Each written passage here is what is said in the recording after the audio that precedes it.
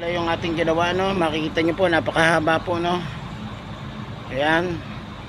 Mula po sa dulo. At kinabit natin kaninang umaga yung yero na yan. At papunta po rito hanggang dito sa kabilang dulo, no? Medyo mahaba po yan, ano? At pagkatapos po nating ikabit yan, siyempre nag-asintada po tayo dito.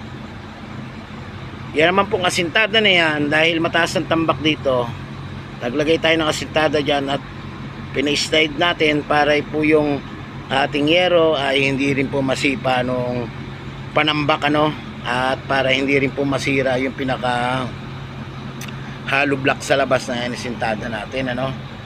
At syempre yan, depensa rin po yan, lalong lalo na po sa bagyo, ano, pag nagkaroon po ng halo ang pinakagilid na yan, ayan, nagkaroon po ng halo ang gilid na yan, depensa po yan para hindi niya na to pwede kasi ipagpag yan dahil sa haba niyan, pwede pagpag ng malakas na hangin yan.